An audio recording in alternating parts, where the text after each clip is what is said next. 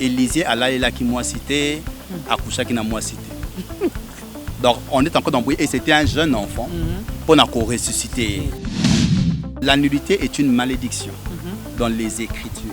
Comment on nudité à papa, il y a nos coins, ainsi de suite. Donc il faudrait savoir ce qu'on fait, c'est que Dieu veut représenter. On ne prêche pas pour l'argent. Ceux qui déjà au départ ont prêché pour n'importe et qu'on rattraper. Ceux qui ont prêché par amour des âmes, parce que tu veux le bonheur des âmes, tu veux le bien-être des âmes. Et au changer.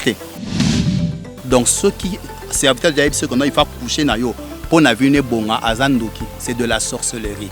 Aza conduit par mon limo ya Jézabel, c'est impossible. Réaction wana eza réaction chrétienté. Okoko benga mbonga mutumbongo ya pambate parce que yebi denga zoli yangote. Mbongo kutata mutazui na kindumba, nzamba tiko ma mutu ko zimbongo mbonga pamba. Déjà de Genèse 1 Apocalypse 22, tous ceux qui ont prophétisé basengé loroté. Ils allaient à côté d'Anzela, abani maman ko prophétiser, à côté na mutu. D'ailleurs Samuel a prophétisé prophétie que Saoul a reçu la roi avant de prophétiser à Bombien Nanda Kune, à Liessier. Première chose que tu conseilles, c'est de prier pour nous. Que à réunir Bango. La deuxième chose que je dirais, que Inde, ou le pasteur Moïse Mbiye, qui est un serviteur de Dieu, un chanteur de l'Éternel, ou le pasteur Makalambaye, qui est un serviteur de Dieu et un chanteur de l'Éternel, il suffit qu'Inde se lève et va voir son frère pour corriger tous ces sujets et ce débat s'arrêtera. Télévision, donc il faut pour analyser bien. Non, c'est pas non. Chaque semaine, il faut y analyser. C'est vraiment important. Bon, s'abonner, abonner pour analyser. Mafal Télévision, bon s'abonner, bon à jamais déçu.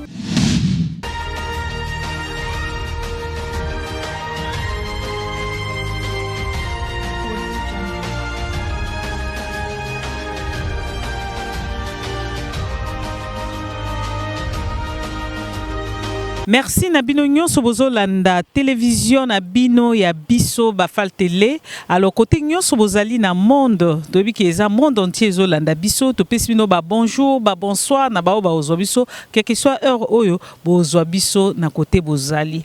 Oyo na loba mi eza télévision ya bino parce que bino bato bozo sala ke biso to zala. Ya wana baka bozala coller serré cimenté non boujinga. Alors système ka musapi e banda déjà ko ko s'abonner pour et ça la peut biso bien là yo za déjà na kati luka ki pe bande kono pe bazala na kati OK au partager aux partager au bisi pe bango ba s'abonner et ça la biso vraiment bien et les autres na émission na biso émission oyo to vandisaka masolo ya basala nzambe to bosala te ki papa Pierre ye mokaza musala nzambe munene donc to ko zanga te eloko moko ya kolobela basala nzambe awa tozulu ya kotala musala nzambe oya koyebisa biso en profondeur toku toya kaboba yebana o mukile yeba metozo kotoye pe ba oyo babandi bazana no na ombre ya l'Éternel ye moko bango nde tokoyeba kosolola na bango na oyo etali église ya nzambe côté nini ezokende puis côté nini ekomi température soki ba ko mesurer nano na koyeba lolenge makama wa nzambe ezokende ndenge nini alors bo s'abonner bo zala vraiment massivement na ko s'abonner et bo zala coller serré monter non boujinga et tout à l'heure tozo kota na masolo na biso. Bonjour papa Joël. Bonjour maman Fifi. Ndeni. Azamalam. Papa Joël les a bien na bateau ota la biso na ebi oza papa Joël prophète de l'Éternel. Alors présentation na ba combo complet. Comme on a Joël Lokondo Baeke. Naza prophète du ministère. Na fandi na limité côté à Sendwe. Donc, tous ces ministères, il y a un nzambe denga pesi biso, na évité ce faire des informations sont importantes. Mais sinon, l'essentiel c'est ça. Ba pasteur Amikolo, na ba prophète Amikolo, bazo accusé bino ba jeune prophète na koya na lokoso. Bozoya kosala makama nzambe bokoti si magie na kati église, bokoti si lokoso, bokoti si makama mbongo mingi na église. Alors, bato ba komi influencer na ngo. Côté mususu ba jeune bazo ba vieux ba baby si ministère. On a zoé batté et tant que aux jeunes nous avons musala nzambe et koko éclairci bisondé. Bon, la première chose c'est les quand on espèce histoire il y a vieux prophète na jeune prophète. Jeune prophète a un ministère, azalé pe na message nzamba pesaki. Azalé pe na ba interdiction nzamba pesaki. Et Seigneur n'est qu'on respecter. Le vieux prophète, par contre, qui vieux prophète, mais ça est toujours dans ngolo nzambe na kati na ye. Mais amema qui jeune prophète nanzela o ezaki ya nzambete, jeune prophète akufaki. Akufaki pe kaka na ministère ya vieux prophète o sakola ki likola bon moine. Pe ya akufaki mais le vieux prophète atikala qui vivant. Déjà par ça, naturellement, est créé une crainte dans les jeunes prophètes. Il y a kolanda totalement kaka nzela parce qu'un vieux prophète a yébissé. Mais il y a des bons et il y a des mauvais. Mais premièrement, le conflit déjà est bandaka wana. Nature, il y a vieux, il y a jeune. Je crois que l'apôtre Paul a dit à Timothée que Moutmo a méprisé la jeunesse. Donc, il faut attaquer la jeunesse. Parce que la première chose importante, c'est de dire à la jeunesse que va mépriser la jeunesse. Croire qu'on appelle en Zambé, la même instruction en Zambé. Après, au-delà de cela, il y a correction, il y a comporté. Parce que ceux qui t'ont bandit dans mépris, t'ont toute la jeunesse. Et par conséquent, l'église est koufa. Parce que quand on est déjà vieux, via ce qu'il n'a si sa mission n'a pas remplacé jeunesse. Donc ceux qui vont mépriser tellement jeunesse, il n'y aura personne après. Et c'est important, il y a que louer jeunesse wana, après il y a que porter correction. Et chaque correction, c'est important par rapport à ma commis en Zambie. Ce n'est pas parce que nous sommes vieux que nous sommes dans le iyo. Mais comme si nous sommes pas en Zambie. Et c'est aussi parce que nous sommes jeunes, nous sommes en moto, nous sommes en énergie, surtout que nous sommes pas en Zambie. La seule chose que nous avons na 4x4 c'est l'ilobaya nzambe. Il s'engage tous à la certain que auto loba, auto sala et dans la katia makomi. Mutamtaza na connaissance na e opaza mukolo asana boyebi belé akoye ko sunga men na appui ya écriture. OK, lelo na ndengo zotala ndenge mukile zotambola, lelo zo mon église eza na ndenge. OK. La totalité vraiment église. C'est pas l'air tous à couper même ma biso dans l'église. Et ça qui n'a crainte mon corps boiler toi que l'église de mes parents ba même ma biso. Et lelo to koli église yango eza soutendenge crainte tous à qui na ngoya nzambe. Lelo to komi sinzambe lokola petit de course na biso, moi na bitinda kaka quoi. Yo yaka selanga boy, yo yaka. Donc lelo église zo kende wapi?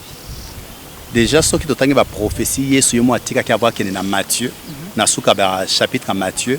Tozoma kazolo bakala mukula suke kokoma boye et kokoma bomena na lingoma bakobengana basala nzambe mususu na église yango moko ekoboya batu bolungu ekokita. Il y a beaucoup de choses pe ba prophétiser déjà par ba apôtre que ba faux docteur bakoya ba faux pasteur ba faux prophète bakoya de plus en plus pe et que ça la vraiment que bana komema batebele mais gloire à Dieu ndambo ba ke ba eli bozala emporter na avant wanate nzambe mbe modenga ko sala pona ko limiter ma makambo mais ce qui est vrai na mus na biso il y a vraiment dérapage ya makas na makambu ebele makambu vraiment ebele et le problème c'est que mutu moko ta lingi ba conseiller mutu senga sala o ba o ya yebi o ye ayoki et le que ça pe boza makomi eza sous vraiment base na biso te base na biso eza ba makanis na biso dengi tozo moni na makambo parce que naza pasteur parce que naza prophète onga na lobi eza kaka boy nganzamba yo kaka ngai.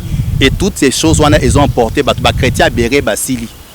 Ou ba vérifier, qu'on vérifie, ils ont déconsidéré, ils ont colobaté comme ta sinon, ils ont important. Parce que na oyazote, on a yum tozo yoka, na 4x4 na biso ils ont makomi, ils ont yété, ils ont yoté. Et d'ailleurs na nature à brebis elle dans la berger. Bon ba na berger le quoi bololé mo raso na soit qui na gauche. Mais biso ba biso toza ba brebis mais toza na makomi. Ceux qui bénéficient sur locaux vérifier ils ont accord la parole de Dieu. Faisant à Batou déjà évangile avec le temps d'Amazon qui éclairer biso. Ils ont la comme beza qui a ko bomba neza ko s'éclairer davantage. Ils ont ba obalinga ka vieux vin. Vin ya kalaté zala kitoko donc attendre matini vin ya sika balinga kate.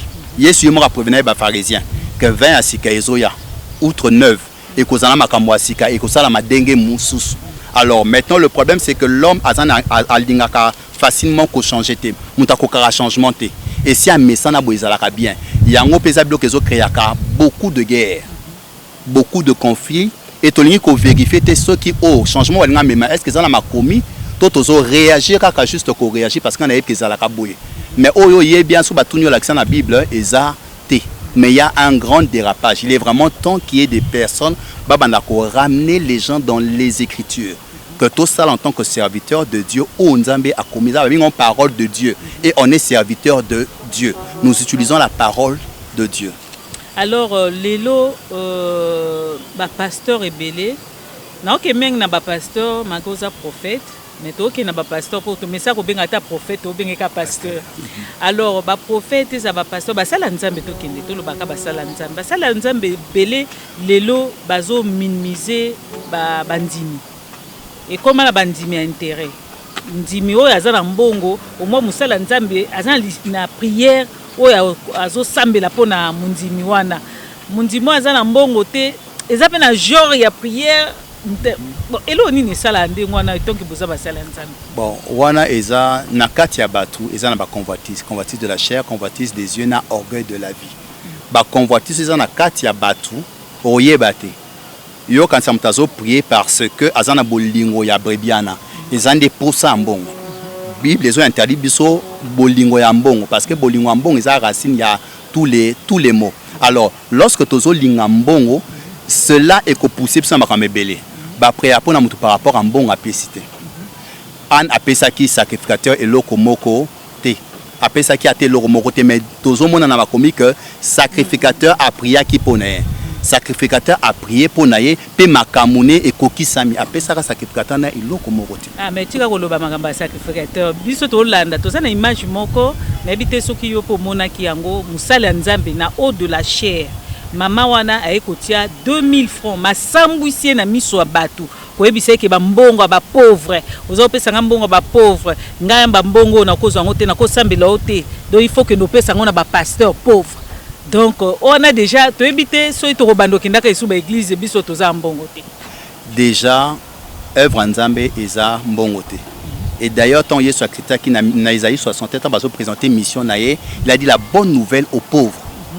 Bah que ça mauvaise nouvelle la pauvreté. Le pauvre il fait un essengo à comprendre que malgré ta pauvreté nzambe ayaki pona yo.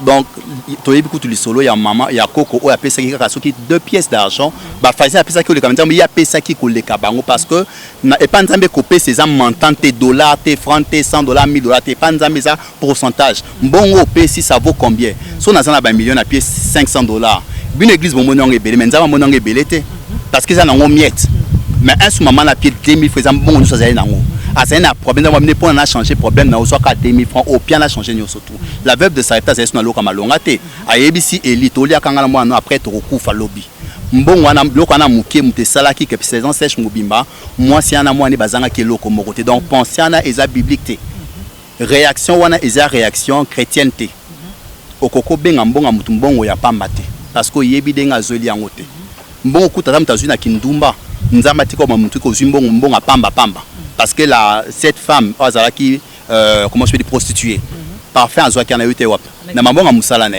est-ce que c'est que bambonga babia kindumba na wana yoko sopelanga parfait wana donc ce langage n'est pas correct on ne peut pas utiliser ce langage c'est anti-biblique ça n'a rien à voir de scripturaire donc pour ça la langage wanate ezako blessé am il faut abongisana amwana.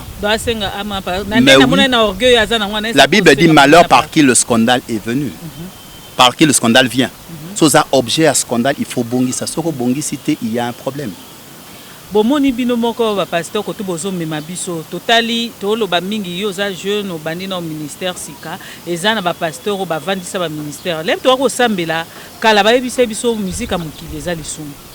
Kokende yo mwana nzambe kokota ba lieu neti ba boîte de nuit ba nini eza lisumu kolata patalo eza lisumu kosala donc masumu ba pesa ki biso belé et comme maintenant ko pesa biso embrouillement to yeba te to na tozaki te lelo lokola na kotanga na ngape bible l'air nani Joseph nani Paul a koyebisa encore basi vous n'avez pas le droit de prêcher alors kalobaki na basi o ya Corinthe pour bazaki ba setena ki mabe na église mais komaki lelo bango moko ba komiso ba se démentir ono musique mokili eza mabete koyoka mwa musique mokili eza mabete po ba film to landaka eza musique finalement to ke wapi kombuye biso wepo na nini. C'est vrai, batia biso makambe belé eza ya solo, mais berro pe ezalaki. Yanga babenga ka réforme. Réforme e yaka kolongola oya mabe etikaka oya malamu. Le problème na biso tolongola kana oya malamu. Tolongwe catholique to côté protestantisme, bolingo ezalaki na catholicisme to boaki. Yanga no mona que une sœur catholique ala capable ya kokende kolanda ta mutaliboma mutwa saita fani na kwa zo kipe. Mais soye na réveil eza compliqué. naza la conviction T. Donc, or dans chacun y a isme wana, il y a des bonnes choses que Dieu nous a pas demandé d'enlever. Parce que surtout tant qu'il est cette église na Bible, église sous quoi beaucoup tout ça sans trône. Ma bengango église na ye. Donc c'est pas parce que ma beza na quatre que c'est église ya Nzambe. Donc cette église n'est bloqué malamu eza. Et comment la cette église Nzambe azo louer les bonnes choses, tazo la ça oyama. Mais biso ko to tika kaka oyama to mona kaka mabe, ya malamu pe to longoli. Or to koki ko longola bloqué malamu te. Et c'est que to zo malamu to tika mabe. Même prophétie balobaka oyama malamu bozo oyama bebo botika. Alors to longoli ba oyama be to ko longola na ba oyiza ya ko longola te. Et c'est important, il y a que comprendre c'est quoi la musique. Pour Nabiso, tu es bien quand musique mondaine. Musique mondaine est une musique dans sens musique à mokilité. Parce que nous sommes une musique dans quatre mokili. Mondaine veut dire quoi? So tangi na 1 Jean 2 à partir du verset 15. Baso expliquer n'aimez pas le monde ni les choses qui sont dans le monde. Qu'est-ce qu'il y a dans le monde? Convoitise des yeux, convoitise de la chair et l'orgueil de la vie. Le convoitise charnel, ce sont les choses du monde. Alors, musique mondaine est une musique oyo, ezo tombola, convoitise des yeux, convoitise de la chair, orgueil de la vie. Moutou déjà azoyembe bandemba kindumba, azoyembe la basi balati mabe, azo susciter convoitise des yeux, convoitise de la chair. Moutou azoyemba bamituka chair et bela, azo panza bambongo, orgueil de la vie. Tout ça, c'est ça qu'on appelle de la musique mondaine. Lorsque tout est chanté, et ça, le fruit à convoite, ça la musique mondaine. Frère Jacques, c'est la musique, mais c'est la musique mondaine. La musique de Dieu est bien la musique sacrée. Et ça ne veut pas dire que le reste est à mabé. Parce que le parfum, c'est l'anzame qui sacré. Bisop est toujours parfum. Et ça parfum mabété. Mais toi, il y a parfum à mabé. Ce que tu as à mabé. Des aphrodisiaques et ainsi de suite. C'est la même chose. La musique, elle est musique. La musique, elle enseigne. La musique, elle entretient la vie d'une personne. Il y a la musique chrétienne, il y a la musique que tout le monde peut chanter. Frère Jacques, attends Moutaza chrétienté. Il y a des chansons qu'on peut interpréter, hymne national, Moutaye Minem, Makamayavi, c'est pas un problème. Mais la musique mondaine, Obayembe la Kabasi, Obayemba Bétis, tout ça c'est de la musique mondaine. On ne peut pas écouter parce que t'osais se suyer. Ce qu'on entend nous suit. Pourquoi tu peux que ça va pour nous faire gros mots? Et ça la biso na kati. Comment Moutou na biso yebi que ça moi makasi. Donc ils ont suivi. Donc il y a la musique mondaine, ce n'est pas à écouter. Toute musique, il y a un américain qui m'a biso. Musique n'a pas assis sur la convoitise des yeux. Au moins, la xabilo caché, bazo la xabakusi banda, convoitise de la chair, bazo s'embrasser, bazo salaboy ainsi de suite, bazo panza bambongo, tout ça. C'est ça voilà, on appelle ça les choses du monde. Donc c'est cette musique qui est descendue jusqu'à nous et tous se retrouver na kat. Là c'est une mauvaise musique.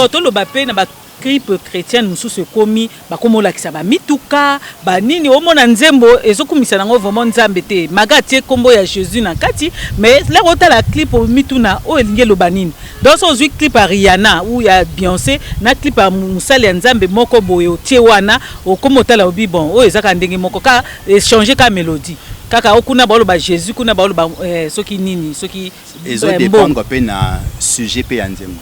So nazoye mapanza mapambolinga apesinga bomengo. Là c'est normal to komona bomengo à un certain niveau dans cette image wana. Non, eza benaka extravagance. Pourquoi yo chrétien consomme voiture à $1 million? J'en fais quoi?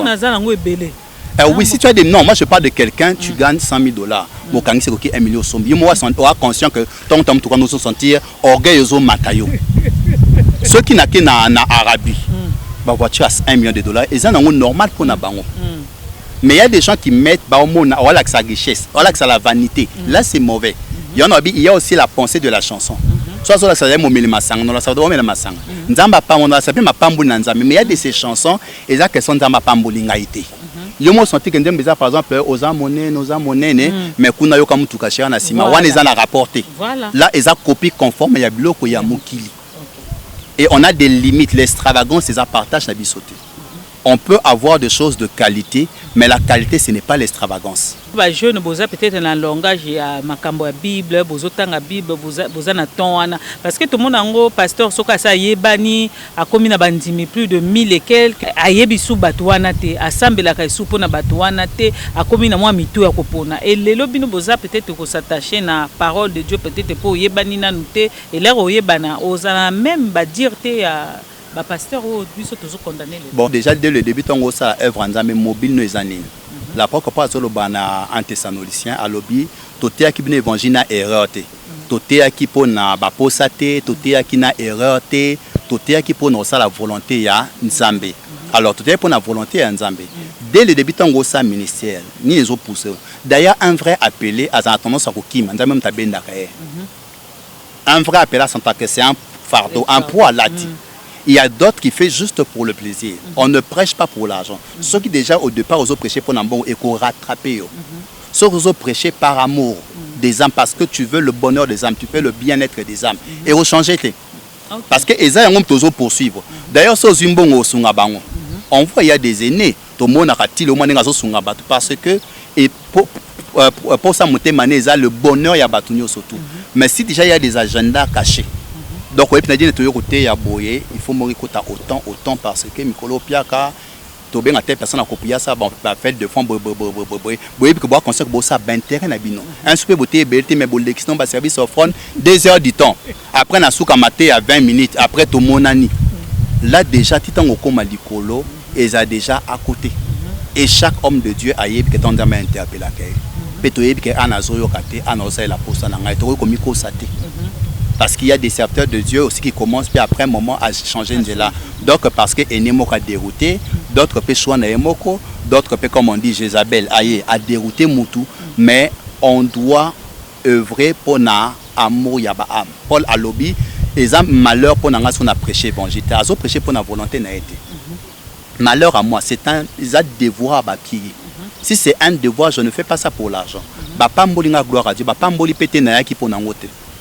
Na kipona pour me prendre moni gloire à Dieu te ofinga bato église te que baza ba piaker batambusi ofele moi et ofinga bango eza anormal que aucun côté on a désir ya dollar tout noter pour un bon côté so joso ka kilem bon eza problème. C'est vrai que la parole dit que celui qui prêche doit espérer, celui qui sème doit espérer, celui qui laboure doit espérer. Espérer veut pas dire que au calculer ton beta bon non oser espérer que nzamba ko sunga yo ko pesa yo. Il y a un salaire nzamba za nyonga mututé. Donc à fouta ça pas parce que na teyo que bon il fait pas na yo. Bon il koya na gauche. Dès que tu travailles dans l'entreprise non, entreprise te fouta biso mais to que na vers ba client. Est-ce que ceci ça et pas que sa client fouta un bon na ngai. Non. Dès ce client so ça bon puis na oh pas fouta na musa ko ngoyi ba ngambon. Mais c'est ce que nous on fait à l'église. On ne compte pas sur Dieu, mais tout ça, il y a souffrance, il y a toutes ces circonstances de la vie. Conseil nini européen ça ezala bilenge ezala bamkolo po babimo na mukabeta mbonda pe bakolo babinaka ezala bakolo conseil nini okopesa bango parce que ba oyo bazolanda bino ba brebi baza ya kobunga poso totangi na Bible Jésus yemoka lobaki nazokende na 100 brebi mais soki moko a perdre na kotika 99 wana na landi moko wana tina kozongisa ye mais lelo ba pasteur ebele ba perdre ba âme na sens moko ezana koswana na bango ba pasteur ezana ba division bazokotisa na kati ya ba église conseil nini opesa Paul a lobby azali na église est comme le babiso toza ya Apollos biso toza ya Paul atun bango qui est Paul qui est Apollos eux tous ce sont des serviteurs de Dieu donc toza différentes moko a semer mususu a arroser alors na kati ya musala na toza ko sala wana ezana ba obaze semer ba obazo arroser soki nzamba bengi ko semer lona tika mutazo arroser asala musala toza musala denge moko te Église eza épouse nzambe il faut ko Canada nzamba linga za loka mwasi moka ko maquiller moka ko bongise suki moka ko latie lamba moka ko bongise manzaka ainsi de suite kokota musala muninga te soit sali bien te lukaye en privé soit ne que non dengo ti boucle d'oreille wana etenga mimke bongisa ce n'est pas en public que les chrétiens sont censés arranger les choses to bongisa biloko en public te d'ailleurs la Bible dit soki ton frère a un problème que nous communes soka yo ki te lukane de comme sous sola mais aussi en tant que tu as la télévision et ainsi dit l'Éternel, ce n'est pas ainsi dit l'Éternel parce que au bandi na kukuté mo bandi libanda na misuya batu. Donc la première des choses c'est que tozonga wana mutna mutati kala na ligne na conduite na papier. Nzamba pe pono bongselonga moi si bongisa suki et ainsi de suite. Toza obligé à se comprendre que l'apôtre Paul a lobby les sous et si quand on se comprendre to avancer place to se comporte nzambe à ko éclairer biso siko ceux qui to se comporter to tiki ko avancer ba chrétien et ça contraire à parole nzambe toza obligé ya ko continuer à avancer place Tozo Koutana. Place Tozo Koutana, te batika kanzamba éclairé. Pourquoi? Parce que ceux qui me disent qu'il a raison, bobomi message Nzambe. Donc là où on ne comprend pas, on laisse le temps au temps. Parce que le temps finira par éclairer. Et ça, en avance la connaissance Nzambe. Le corps comprend peut-être que 10 ans avant, 5 ans avant. Président, député, mais ça les liwana. Ok, déjà, ceux qui chrétiens à côté de la politique, c'est important à y il y a des débats qui des discussions bon. Certaines choses qui à moins à salaire na bino comme salaire. Mais au contraire, il faut ça exemple dans milieu, il faut apporter un changement. Daniel Azala qui n'a milieu à gouvernement, atikala kozala imputé, atikala kozala corromputé. Mais au contraire, à l'accès, que Nzambazo sa la supérieur. Et c'est que na oba poni kokota na milieu politique, tout le monde a supériorité. Ce qui supériorité Nzambe zate alors tout ça là n'importe quoi kuna. Tout ça comme Daniel T. Ce côté na monde wana il faut ba une différence. Joseph a kota qui la différence est établie. Daniel était entre la différence avec tous ceux de Dieu qui sont entrés, il y a une différence. La reine Esther à kota qui il y a eu une différence. Ce n'est pas un problème d'entrée, mais tout là qui ça une différence. Que le monde ait reconnaître que non, il y a une supériorité ici. Le pasteur, le prophète, la musique à Mukilo, le monde a vu que a soutenir Fer, a soutenir Fali. Mais a soutenir Fali, ce qu'a Monique et Moussa Nzambe, Moussa Sosa, so indéni, au monde a vu na télévision, ba s'attaquer. Donc ils ont sous ba brébité, ba comme na ba musique à Mukili. Na habité yo soutenir ce qu'on a ni. Wera son, Jibem Piana, Koffi Olomide ou nan. En tout cas, je ne soutiens pas beaucoup de gens à la musique mondaine. Quand je dis musique mondaine, c'est qui chantent pour les bêtises, c'est qui chantent pour le sexe, c'est qui chantent pour l'orgueil, la vie convoitise, la chair, convoitise des yeux. Je ne peux en aucun cas soutenir à Tamoko Nabango. Le soutenir, c'est encourager le péché.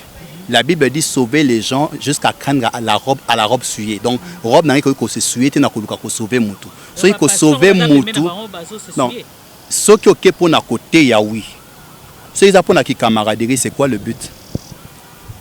La prostituée qui prête à Yesu. La suite, c'était quoi? À Bongo Moutem. Les hachés, bah coûter na Yesu, bah changer vimba la moko. Donc, si je crois que Dieu m'a mis près de ces personnes, il faudrait qu'il y ait un changement. S'il n'y a pas de changement, ça devient autre chose. C'est vrai aussi, je peux avoir un ami qui n'est pas chrétien. Soit comme ça, musique, on était des amis. Mais pas que sa musique mondaine, après tu comme ami. C'est quoi le but pour celui? Ça veut dire qu'il y a autre chose. Je dois m'écarter.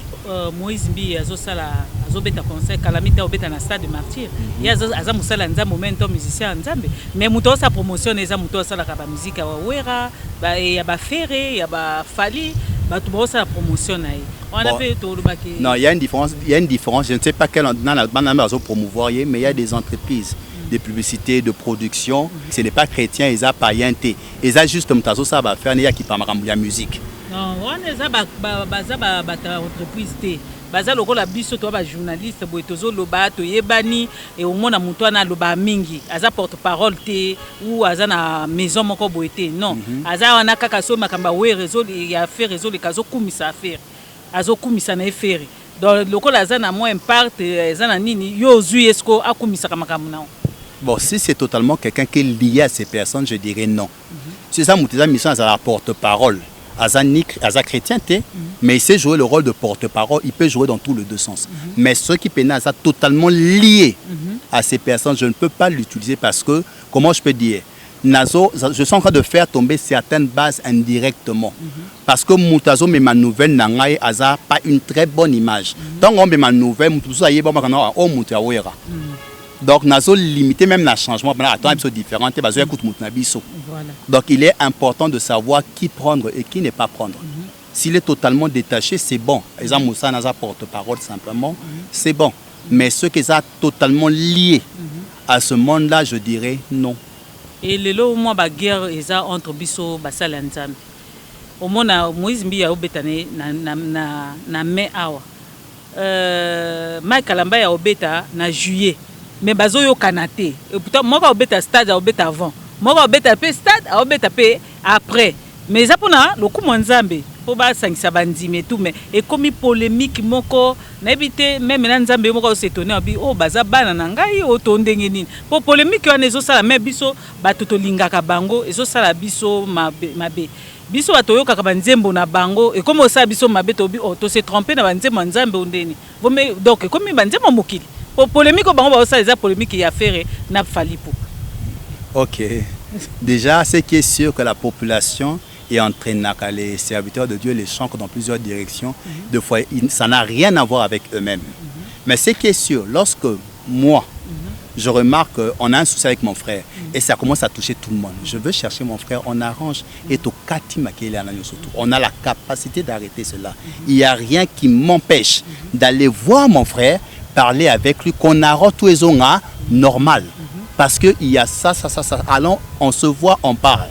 Si on se reconnaît, c'est mon frère, c'est ma soeur, on peut se rencontrer pour parler et faire taire ce genre de choses. On est censé le faire pour, comment je peux dire, qu'on a à toute forme de discussion inutile qui n'ont pas de raison et qui ne sont pas des discussions chrétiennes.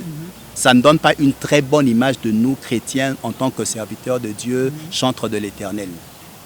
Bino moko pe boye bana ko kutana raso bokutana apena bango boswana bango parce que rancune na bango ti lelo to ebite ba wela nini so eza biloko mulili so ndeni to yebate Mike Kalamba bazaki bien na Moïse Mbie to ko mona même featuring na bango ya ko sala biso bien et tout et lelo bazo tenir même pas compte ya ba chrétien o bazaki tout autour na bango o balingaki ba msusu ba bongwa makika kana ndenge ba mona bango basanganaki et lelo division na ba kotisi et sali que et komisa susu bato mitema ba oka kilo mutu mona ko ebisaye abina ninga suko ka nzemba Mike Kalamba ite ni ya Moïse Mbie na ndaku na ngai et ça kinga déjà bien te pona ebiki baba sala ya nzambe mais lena okaka lokwana na bi tozokende wapi soki mutu moko alobi boy donc ça veut dire que ça batebele balingi suko yoka nzemba Mike Kalamba te ya Moïse te pona ba rancune bazanango alors que to Bible lobi soko ozani kamna frère na yo avant tia offrande kende na ko bongisa après ya ko tia offrande alobi pe soki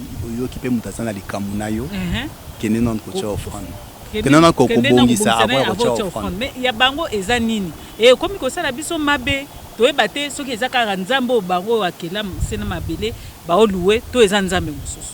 La première chose que tu as c'est de prier pour nos bango, à réunir bango.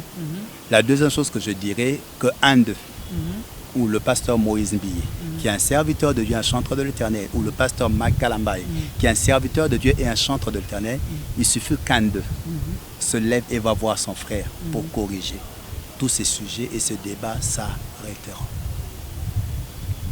C'est vraiment ce que je peux dire. J'ai vraiment pas trop de mots à mettre. La seule chose qui peut être faite, nous on pourra prier pour eux, mais il faudrait un parmi eux à se lever, à arrêter cette chose. Donc là, yomorozana kati ya masakoli. Et est-ce que ayé la kapeyo loko bani ministère boyke avant sakoela mutozana na prophétie moko bwenzamba la kiso pona mutu moebisi avant OPC prophétie wana il faut luka monto moko ya mbongo o eza ya makasi pour yo libérer ainsi dit l'Éternel. Déjà de Genèse 1 à Apocalypse 22, tous ceux qui ont prophétisé, ils ont la route Nanzela, Abani Mamo qui prophétisé, Akutana Moutou. D'ailleurs, Samuel a prophétisé, prophétie que Saoul a causé la roi avant de prophétiser à Bombien Nanda Kune, à Liessier, à Séné Fête. Il y a un pied coup de l'eau après à prophétiser, à Pakolier Mafou, tapé à Koma roi. C'est vrai que Saoul a banné Kolokalion pour un serviteur de Dieu, mais de l'autre côté, il y avait déjà Saoul qui lui a donné à manger, qui lui a fait du bien, puis à Pakolier encore Mafouta. Donc, comme ma prophétie, que ça a quelque chose, ne demande pas forcément qu'on te donne quelque chose. Au contraire, toi, tu peux donner pour un bonheur, il y a Moutouana. Yo prophète, tu peux s'assurer. Mais bien sûr. Alors que ngai mutozo pe sanga lilobani. Oui, c'est ce que on a lobby. C'est une chose. La Bible le dit, non? On parlait quelle offrande amènerons-nous aux serviteurs? Des actes offrandes du prophète. Ils ont offrande aux serviteurs. C'est tout serviteur, c'est pas lié au prophète, tout serviteur de Dieu. Ce passage a été écrit dans Samuel, ils ont offrande à l'homme de Dieu. Donc c'est l'homme de Dieu ou le serviteur de Dieu. Normalement, on est censé faire quelque chose. Même Jésus le dit, celui qui nous donnera ne fût-ce qu'un verre d'eau ne perdra pas sa récompense. C'est vrai, récompense, c'est ça. Quand tu reçois un message, quand un prophète te visite, au profiter, au salata et l'okomoko, c'est correct. mais ce n'est pas le prophète à obliger ou non. Tu es libre. Parce que ce que tu dois faire doit être un acte de afin que Nzambe a mon ango. Prophète à reconnaître, mais si Nzambe à reconnaître, il y aura quelque chose. Il y a aussi la part où un prophète peut faire du bien. Jésus a fait du bien à tout le monde. À Sungi pauvre Babola avec le plus grand prophète. Comment banaye ko sunga batu? Ko sukola même na makolo. Pierre Bazongi bon akofuta un point FC que ne koluka bonambisa ba misi mo wafuti. Il s'occupait des gens. À ce qui coûte aller ici ba Pierre sous mbisi. Pourtant mataki niveau sous makasi koleka. Mais à l'ambeli bango mbisi na ma palier ici bango. Ah on a l'air assez quoi qui déjà? On est si assez kui na mai ba ok ba Pierre ba Bazongi ko péché. Ayo ko mona bango sani atozo luka mbisi. Bobo kaka pemena na bino bazumi babi Jean FC que non c'est le Seigneur. Pierre azongi na mai ala ti la mane ton ba bimba kutie na moto na mbisi na mapa. Abina bango venez manger. Après c'est bango biloko kolia. Donc il y a l'œuvre que l'homme doit faire pour ne pas perdre la récompense prophétique, mais il y a aussi la part du prophète. Un prophète doit être celui qui sait voir aussi les problèmes des gens et qu'on soutenir bango. Et les lots ba prophète est belé ba komi ko luka, il faut ba kutana musa na président. Et comme bitumba na porte ya président kuna que oh alobi aza na message ya président oh alobi aza message ya président siko message wana nzamba ko bimsango ta mu pas mutu moko te et puis après ça peut faciliter ba yamba bango facilement et comme ko bitumba ba comme mi boke na même ba mboke là. D'ailleurs ceux qui n'ont pas au message ils m'ont créé voiser moyen pour le message wana et comme ceux qui voiser moyen exact c'est-à-dire nzamba bengo intercéder kana ndako c'est tout ba force anzela te ceux qui nzambe mutatindi yo ok ne kokuta muto akocha mutu liboso na yo pe okoloba message wana so ndamba poso kutana mutu te message wana etika la kaka bondela prier pour que quelque chose se passe. Donc bah force à cater parce que il y a rien à gagner en se rencontrant le président. Bon d'ailleurs coûte encore pire ceux qui écoutent un peu le makameza la raté au s'humilier yomoko au mieux que si moko soni pour rien. Parce que même les messages à l'okuta azan a droit azan président azan autorité ya mboka mobimba. Donc si tu as un message ceux qui n'ont même pas comment akofungolo nzela ata bakangeli nzela ce message fait comme écho comment. Et les lots est commis par imposition de main et commis à bas sorte nyonso ako bambo feste naye donc bâti mususu ifa nyata yo pose nguya mususu ifa vendre là ba mususu ifa boaka yo soki ndenge musuko comme si biso boetneli to comme quoi ba sac ba mususu ba comme tinda batu me ba lia ba matiti ou ainsi dit l'Éternel lia matiti ba mususu ba otie batu ba nyoka mikena munoko donc tozo yebate tozo kende wapi. Na ba église yango pe ba pasteur surtout ba prophète binope bokomi ono nzamba bina ngefona sukola yo mwasi ya bato le beau sukola ye na intention nini ono ndenge eza boye nani soki baza pe na ba verset belé o batangela biso soko fuye pe na bible ya moko mona ngo et moko mona ona skite obi wa za ina raison prophète alobi fa bima na mwasi wana po mwasi na bota kate il faut bima na po azwa na bota. Maza ma femme mariée azo biseno ya za ko la bateau likola mai de etika kanango ile mbote toujours déformé ba verset il y a pas des versets qui approuvent beaucoup de choses que l'on dit aujourd'hui toujours ne ko déformer to lingi pe ba docteur to lingi ba enseignant to lingi pe enseignement to lingi ka prophétie on doit comprendre makamute verset le bien les versets à proverbe va expliquer que non ma etika ratrasté comme aussi le jeune homme dans la jeune fille etika ratrasté moi na après te que zala ki t'aime ta lekane t'aime ta coucher na mutu ainsi de suite. Déjà ce qu'on versant ça veut dire qu'on a pena mouyibi. C'est-à-dire qu'on s'est décidé au salama bébé au tika trace c'est ce qu'on a montuana. Déjà on ne peut pas contredire la Bible. À ta image à temple, il y avait que le souverain sacrificateur qui avait accès au sein de saint. Le temple les a le pays image ya motu, ya moisi. Il y a un souverain sacrificateur moubal n'a accès au sein de saint. Les sacrificateurs ils ont le cas docteur a accès dans d'autres nos obéla. Vous avez un problème à concert de saint à kotala. Makoki ko coucher na yote. Bako vérifier mes comment je peux dire centimètres sur moi son robot ainsi de suite mais bakoki ko coucher na yote. Donc je ne vois pas comment comment je peux dire le sexe peut être un chemin pour na ko sauver vie à mutu et la chemin té au contraire ils expliqué kindoki parce que Jézabel l'église à Tiati avant c'est la kindoki par le sexe ou bien biloka kolia. Donc ceux qui serviteurs de ceux qu'on a il faut coucher na yo pour na vine bonga azandoki c'est de la sorcellerie aza conduit par molimo ya Jézabel et ça impossible nzama koko tout na ngote il y a des choses sous l'onction qui se font il y a des choses qui ne se font pas C'est vrai que la sagesse de Dieu est qu'on confond à la sagesse humaine. Il y a un moment nama na ye, mais il y a mi boka 7 fois na journée. Bah certains ba yebisi que non, mokonzi. Ceux qui sont là qui n'ont pas ceux qui ont des difficultés. Mi boka kaka 7 fois pour bimi to komona. Ceux qui similité, to zongelier, ceux qui to robete, ceux qui to sala nini. Mais ce n'était pas humiliant. Ils ont juste humilité d'accepter de faire ce que dit la parole. Parce que nama na lobaki na kanisa ka kobima ko changa loboko. Nzamba ko contredire pensée, mais Dieu peut contredire la pensée de quelqu'un en faisant quelque chose de différent. Mais elo qu'on a différent a des limites éthiques à la kana écriture. Donc pour ba prophète mususu nzamba tina bango ba prêcher à nu, ba otambola nu azo prêcher pour na gloire. Prophète mususu neti oser nzamba tinda ki akendo bimaka na mwasi andumba. Nzamba pesa ki atinda ki abimate, nzamba pesa ki mwasa zuwa mwasi andumba. Akomisi mwasi na ye.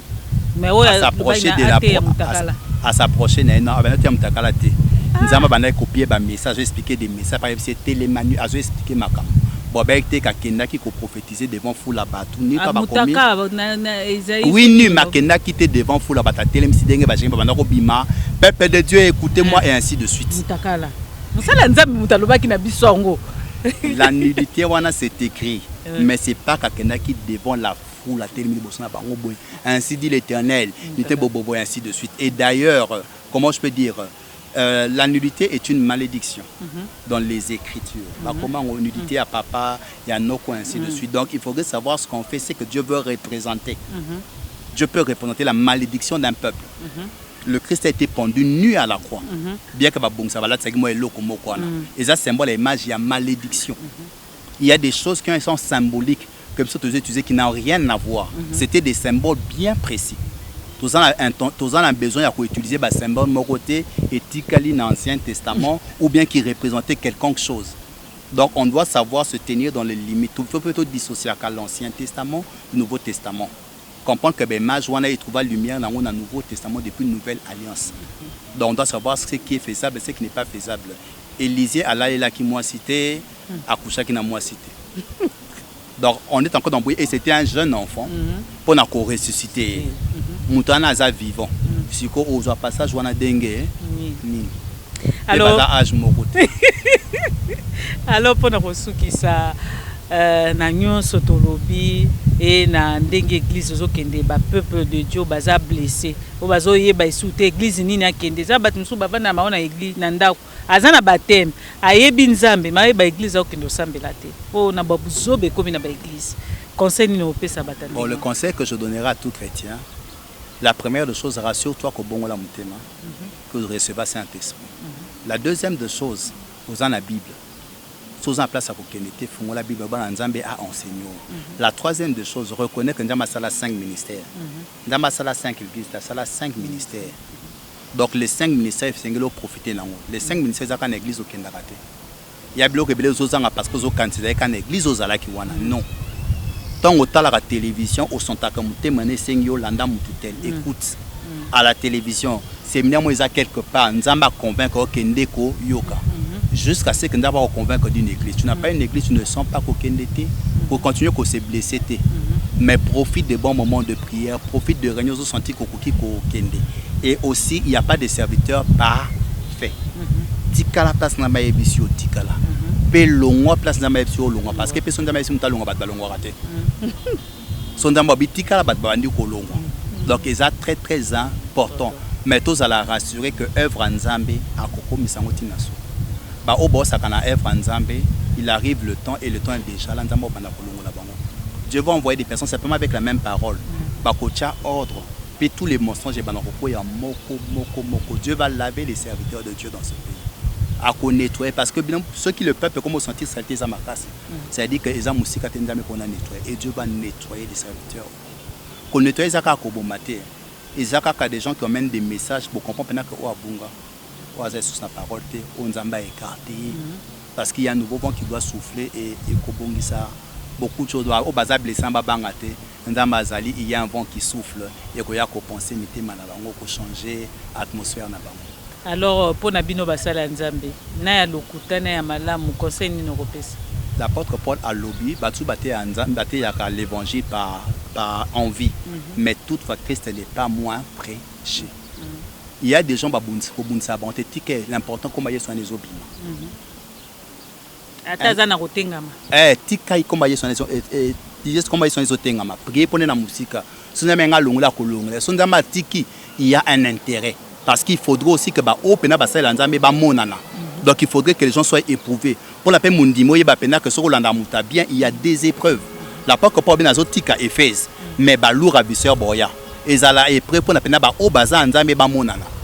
Donc c'est ainsi qu'il y a des faux qu'on tika pour éprouver. Et la chose qui nous protège des faux, ce sont les Écritures. Ils ont miracle, ils ont guérison, ils ont les Écritures. Tout ce qu'on te dit, il faut on a connaît l'Écriture. Peut-être on va expliquer comment on tourne fond, mais ça te comprendre. Il y a un baka au comprendre au lundi. Merci Papa Joël Nathan Pesibiso na ton ayope nandingo yambi biso vraiment merci lilo basuka par rapport à l'émission tu que tu vas nous écouter tout le temps mais pour na lelo en tout cas pour ça ngai Isaac émission qui musika télévision bafal et qui musika davantage nzamba fungola pena encore de porte davantage pena sengi batuba s'abonner davantage je crois que bloc a bien eza ebelé. En tout cas, na sepeli makasi. Merci na binonyo soboti kolanda biso et merci na papa Pierre Bafala et moko mutazakuna et tobo santé mama Yuyu Mambiela koto ozali vraiment merci et merci na équipe technique papa Mathieu, papa Lis Kaka et na biso binonyo sobozo landa biso na groupe Mobimba oboza sima na biso merci na binonyo sobozo landa biso partout dans le monde des en Turquie, des en France, des en États-Unis, Pointe-Noire, Brazzaville, Binognon, Sobozolanda Biso, vraiment merci. Vous s'abonner pour vous rater Makamba bien té. Makamba bien, Zoya Lissou soit grave. Vous s'abonner vraiment. Je crois bien que vous allez de suite. Alors merci Nabino et puis merci na Bato Bozo Benga Biso, Bato pe Bozo commenter, Bato Bozo critiquer. Ko critiquer nandanga ko humilier mais ko critiquer nandanga ko construire et ça là bien. Et merci Nabino Nyonso Bozo zo déjà idée boya poto bando ça ba publicité. Nabi dia Bozo zo déjà idée tikalika bo benga. Merci Nabino. Nasi na pesi merci bien avant. Pour nabi ke boya ebelé. Mais bon ça là nous qui pour bon ya ebelé et ça mon vraiment mais boya ka ebelé. Merci te écouter une prochaine bye. Bafal télévision donc il faut on a pour analyser bien. Non comment c'est pas non. Chaque semaine il faut y aller. Non on analyser tout c'est vraiment important bon s'abonner na mon abonner pour boyo ka biso analyse. Bafal télévision pour s'abonner pour jamais déçu.